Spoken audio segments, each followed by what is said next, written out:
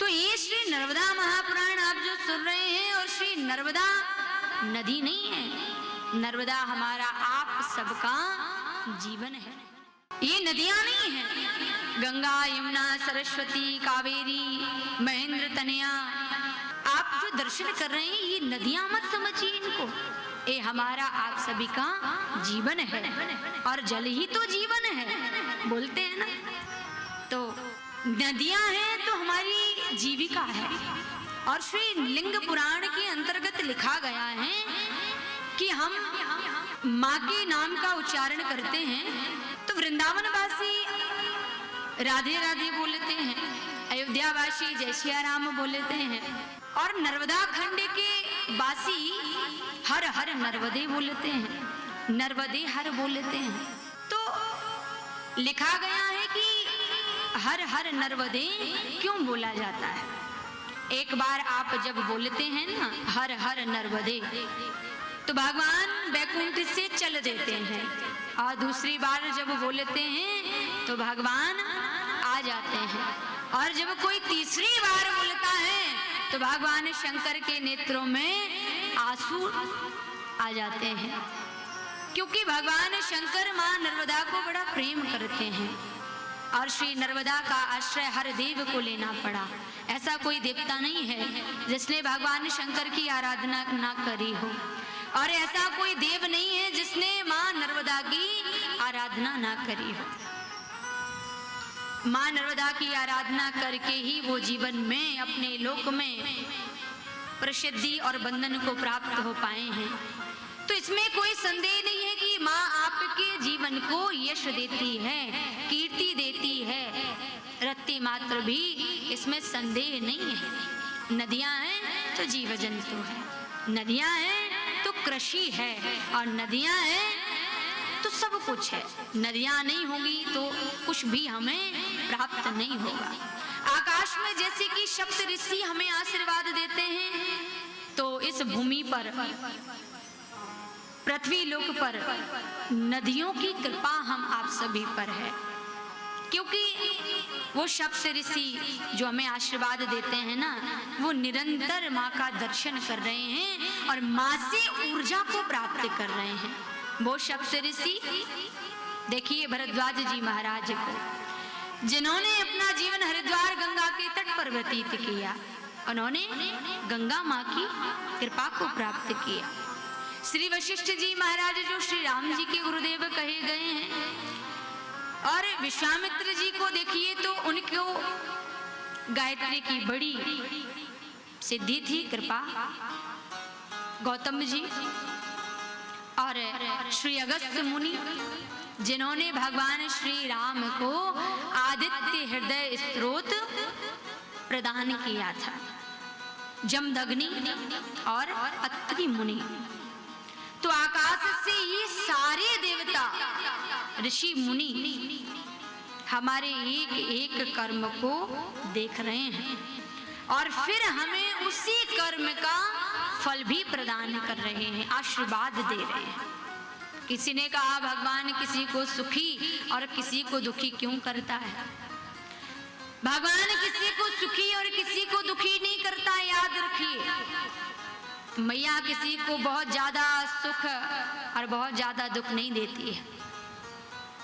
प्राणी अपने कर्म के अनुसार सुख पाता है, कर्म के अनुसार दुख पाता है।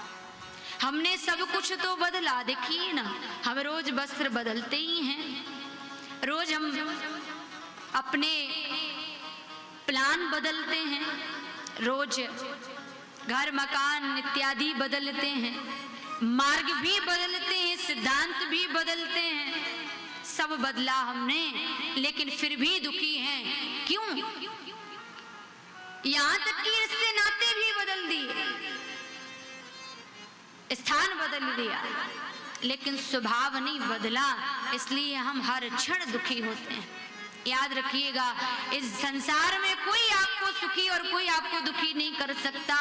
यदि सुख और दुख आपको मिल रहा है तो वो आपका स्वभाव, वो आपका व्यवहार, ईश्वर आपको मिलाने का कार्य करता है।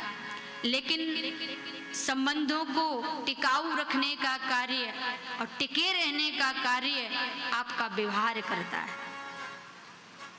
तो आकाश में जो हमें नित्य निरंतर देख रहे हैं और आशीर्वाद दे रहे हैं, वेद पुराण श्रुतियां यही कह रही हैं, कहूं ना काहूं सुख दुखे करे दाता, कहूं ना काहूं सुख दुखे करे दाता, कहूं ना काहूं सुख दुखे करे दाता, कहूं ना काहूं सुख दुखे करे दाता, निज कृते करम भोगे सब भ्राता, निज कृते करम भोगे सब भ्राता। बहुत सुंदर वर्णन किया। और तो इस धरती पर देव नदियां हमें दर्शन दे रही हैं। और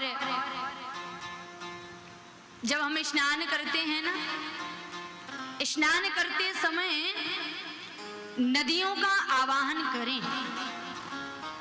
तो आपको उस नदी में स्नान करने का फल प्राप्त हो जाता है। ऐसा बताते हैं कि आचार्य लोग जब कलश का पूजन कराते हैं तो वह सप्त नदियों के जल से पूजन कराते हैं और हमको उन नदियों के स्नान करने का फल आवाहन जब करते हैं उसी समय प्राप्त हो जाता है। कलश्य मुखे विष्णु कह करके वो वंदन करते हैं, आवाहन करते हैं। गंगा यमुना सरस्वती कावेरी महेंद्र तनया सिंधु गोदावरी कृष्णा। शास्त्रों में तो यहाँ तक ही लिखा है कि इन 7 नदियों का जल हमारे आपके घर में होना चाहिए और मृत्यु के बाद में कोई हमारी हड्डियों को गंगा जी में विसर्जित करने के लिए लेकर जाएगा भी कि नहीं जाएगा, उसके लिए आप जीवित अवस्था में ही स्वयं से अपना पूजन कर ले। नदियों के जल को छोटी छोटी बोतलों में ला करके अपने घर में रखें। नित्य भगवान नर्मदेश्वर को जल से अभिषेक करें, उनके फल की प्राप्ति आपको होगी। तो ये भगवान श्री वेद व्यास जी महाराज ने जब 18 पुराणों को वर्णन किया, रचना की, तो आने वाला युग कलयुग होगा। मंद बुद्धि वाले मानव होंगे, बड़ी क्लिष्ट गुण भाषा को नहीं समझ पाएंगे। कोई ऐसा सदग्रंथ आप हमको दें जिनकी भाषा बड़ी सरल हो, जो हमें जीवन जीना सिखाए। तो स्कंद पुराण से एक रेवा खंड को तैयार किया। स्कंद पुराण से नर्मदा महापुराण की रचना हुई और आज श्री नर्मदा महापुराण से माँ की अनंत महिमा हम आप सभी को श्रवण करने को प्राप्त होती है। यदि मैं व्यासपीठ से यह कहूं कि एक तरफ हम नदियों की आरती करते हैं और दूसरी तरफ यदि नदियों को हम दूषित करेंगे तो यह अच्छी बात नहीं है। आज हम गंगा स्नान करने जाते हैं तो गंगा स्नान एक तरफ करते हैं और उसी में कपड़े भी धुलते हैं। कई लोग कुल्ला दातुन भी कर देते हैं, शैम्पू साबुन का प्रयोग भी कर देते हैं। वो तुम्हारी माँ है, उसको दूषित मत करिए।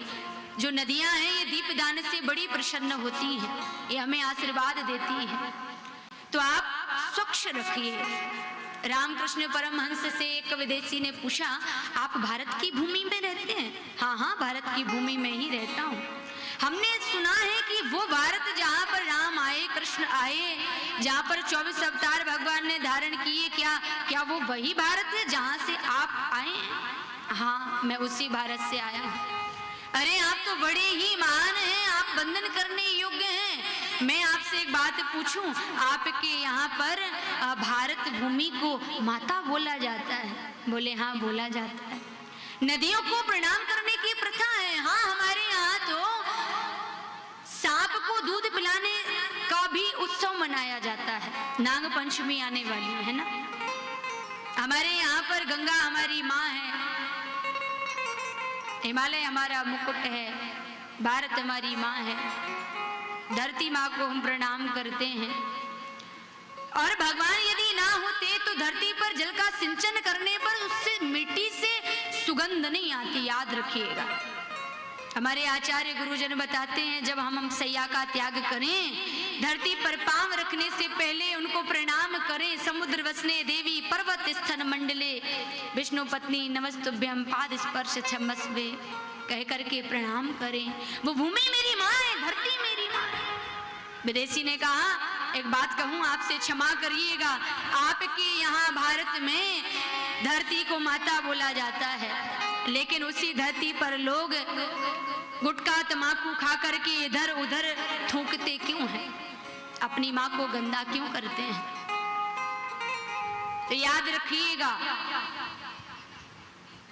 वेद पुराण श्रुतियां, बड़ी बड़ी कथाएं सुनना तब सार्थक होगा हमारा जब हम इनको जीवन में धारण करेंगे। नदियां हमारी आयु को बढ़ाती हैं, इनकी रक्षा करिए, इनको स्वच्छ रखिए। और इतना ही नहीं, नदियां हमारा खानदान भी बढ़ाती हैं, नदियां हमारा सम्मान बढ़ाती हैं, क्योंकि हम कहते हैं उस भूमि के हैं जहां पर गंगा यमुना है। नदियां हमारी रोटियों की व्यवस्था करती हैं। पहले साधु संत महात्माओं के पास में आय के स्रोत नहीं हुआ करते थे, तो वह वृक्ष लगाकर उनसे कुछ फल प्राप्त होते थे, उनसे उनकी आजीविका चलती थी।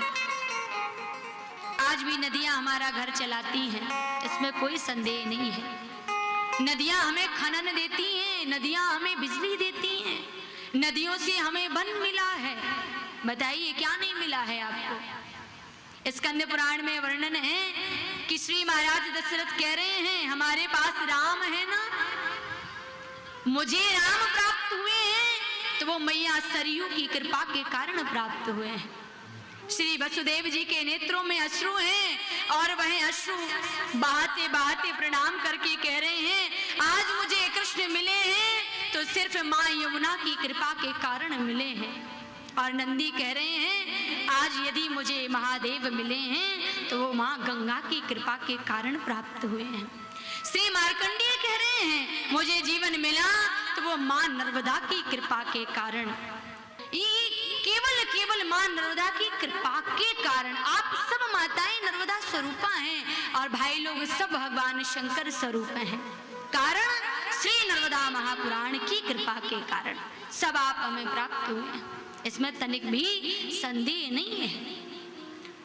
नदियों में हम दीपदान करें, अच्छी बात है, लेकिन दीपदान करते समय ध्यान रखें कि हम प्लास्टिक की कटोरी में दीप को छोड़ देते हैं ना, तो आटे का दीपक बना करके एक पत्ते पर रख करके हम प्रवाहित करें, उस कचड़े को उसमें प्रवाहित ना करें। स्नान करें लेकिन वस्त्र ना धुलें। आप नदियों की पूजा करके तो देखिए, यदि आप नदियों की पूजा करते हैं और जो कृपा आपको प्राप्त होगी उसका आप वर्णन नहीं कर पाएंगे, उतनी कृपा हमारे जीवन में वो कर देती हैं। जब जब आघात होता है तो नदियां सूख जाती हैं, और जब नदियां सूखती है ना तो ये देश धर्म के लिए तो ठीक नहीं है। तो हमारी आस्था, अपनी श्रद्धा को नदियों के प्रति जागृत रखिए।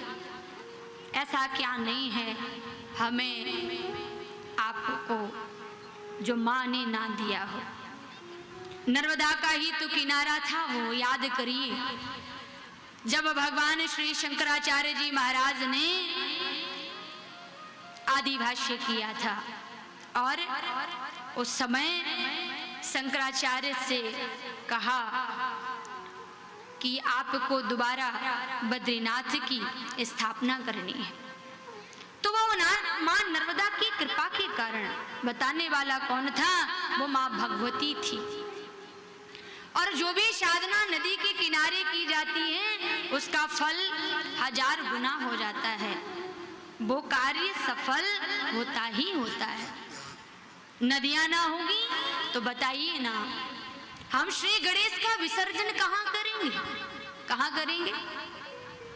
यदि नदियां ना होंगी तो आने वाला जो समय है श्री जगदम्बा का, नवरात्रि के समय में हम विसर्जन कहाँ करने जाएंगे? नदियां ना होंगी तो बताइए दशहरा मकर संक्रांति की डुबकियां हम आप सब कहाँ लगाएंगे? नदियां ना होगी तो कार्तिक पूर्णिमा का महत्व कैसे समझा जाएगा? तो ये सब हमारे ऊपर देव नदियों की कृपा हो, ऐसा हम मां से प्रार्थना करें और एक बार नहीं बारंबार करें।